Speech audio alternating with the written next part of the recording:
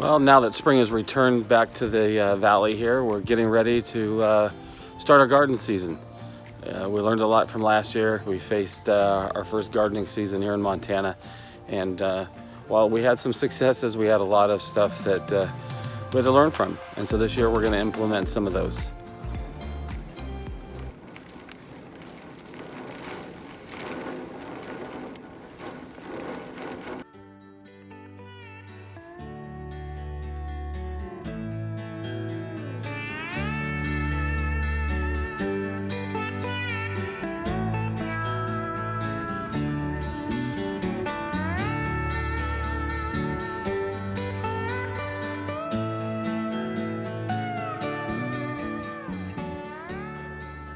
So I'm very new to growing my own food, and this is only the second year of my actual gardening. Not something I was able to do a lot in the city, and one of the reasons for our decision to move towards a rural lifestyle. But our garden here at our house is meant to be a learning experience overall, and to find out how exactly to garden the best proper ways before we turn to our property and actually start farming. I figured one of the best ways to do that was to get started with a very small garden, try different types of food and vegetables that we eat, and see what grows best for us here in the climate and what does not. Last year, one of the biggest mistakes was getting too late in starting our seeds. We didn't start until the end of May, coming into June, which was the rainy season. So by the time we put our plants out, they were only about a half inch to an inch tall, and the first hailstorm of June managed to wipe out most of our garden, which took a while to come back. So this year we're going to do our starts differently by using the trays and by some better composting or better soil in our tray to grow our seeds, or at least to get them started.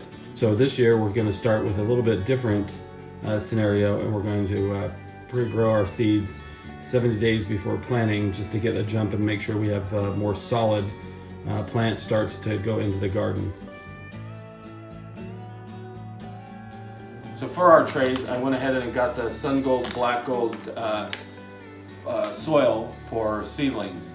And this is not a sponsored product. It's one that we're just trying this year to see how that works out for us.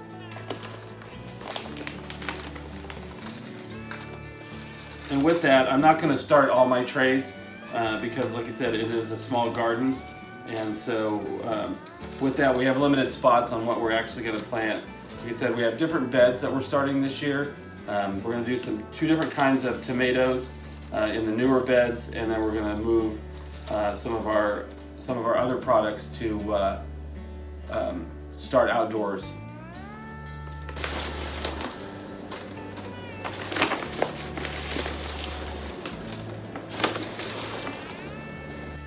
With all of the seeds that I got from Triple Divide Organic Seeds, I found that some are better started indoors, which is what I'm going to be doing here, and the other ones are better done outside.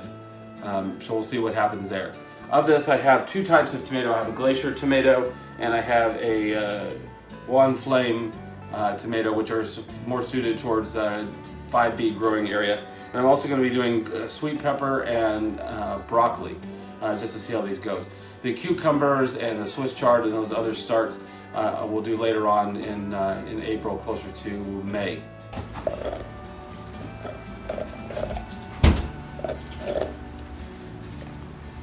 One thing rings true, and so I decided to go with this, is the Farmer's Almanac. I found that one, as far as growing advice and other things, and some of the dates to be pretty reliable.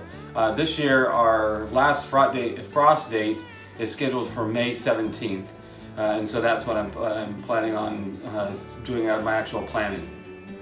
Because we're limited to space, I went ahead and I organized the trays to where I've got tomatoes on one side of it and the sweet peppers and the broccoli on the other. And we'll go ahead and we'll get those seeds started and start the process.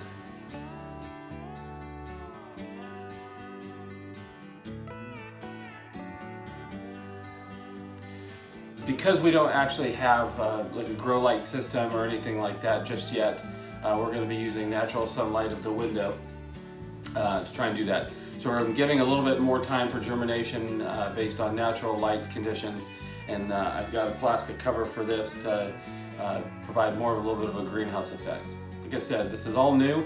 We're just experimenting, seeing what works to get our starts, and with that, we'll next go to bed preparation.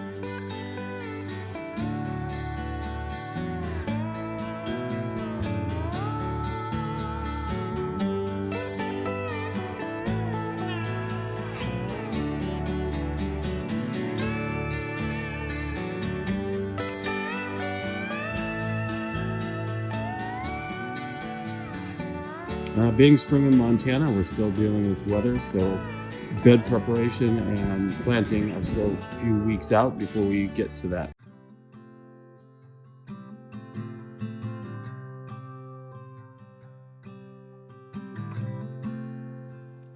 One area of interest that I have is permaculture. I started reading Gia's Garden and some other different things to kind of see how to utilize our urban space here more effectively, not only to garden but grow trees and fruit bushes, berry bushes, but to try and change how we kind of utilize our systems here to be more self-sustaining and utilize less water and better conditioning of the soil and growing aspects here.